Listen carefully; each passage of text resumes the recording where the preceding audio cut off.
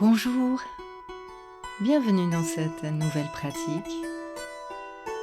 Je vous invite à venir vous allonger le plus confortablement possible. Les yeux sont fermés et je vous invite à souffler longuement plusieurs fois de suite. Allonger le temps expiratoire, c'est déjà ralentir. Ralentir le corps, ralentir le mental. Souffler, vider, déposer tout le poids de votre corps dans vos appuis. Déposez la tête pensante. À chaque expiration, déposez vos épaules, vos omoplates. À la prochaine expiration, vous pourrez déposer vos membres supérieurs. Calme, tranquille. À l'expiration, déposez tout votre dos.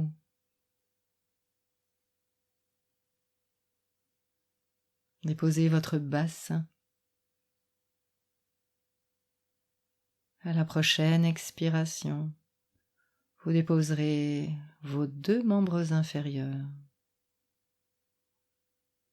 dans le support, dans le lit, le tapis. Déposez tout votre corps maintenant en sécurité, prêt à vivre une nouvelle expérience.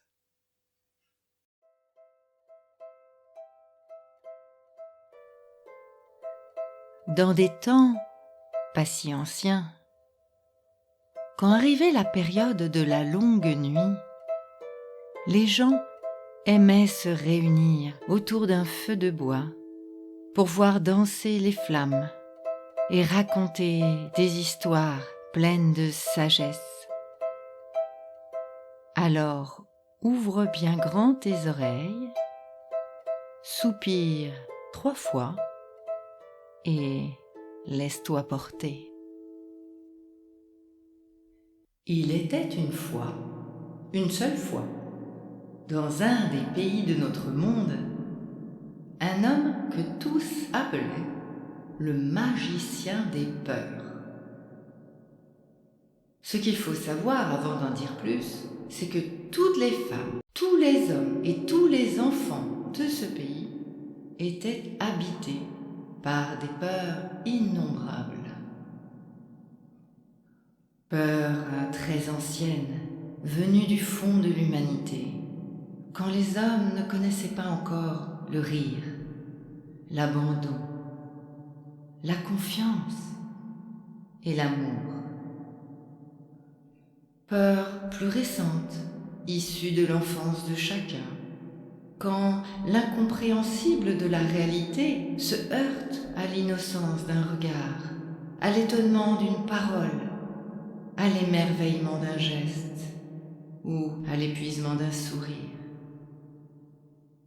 Ce qui est sûr, c'est que chacun, dès qu'ils entendaient parler du magicien des peurs, n'hésitait pas à entreprendre un long voyage pour le rencontrer, espérant ainsi pouvoir faire disparaître, supprimer les peurs qu'il ou qu'elle portait dans son corps, dans sa tête.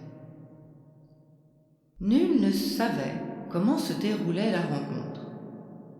Il y avait, chez ceux qui revenaient du voyage, beaucoup de pudeur à partager ce qu'ils avaient vécu.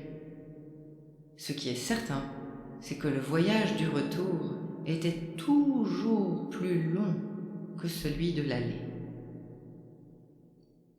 Un jour, un enfant révéla le secret du magicien des peurs. Mais ce qu'il en dit parut si simple, si incroyablement simple, que personne ne le crut. « Il est venu chez moi, raconta-t-il, m'a pris les 2 mains dans les siennes et m'a chuchoté. Derrière chaque peur, il y a un désir.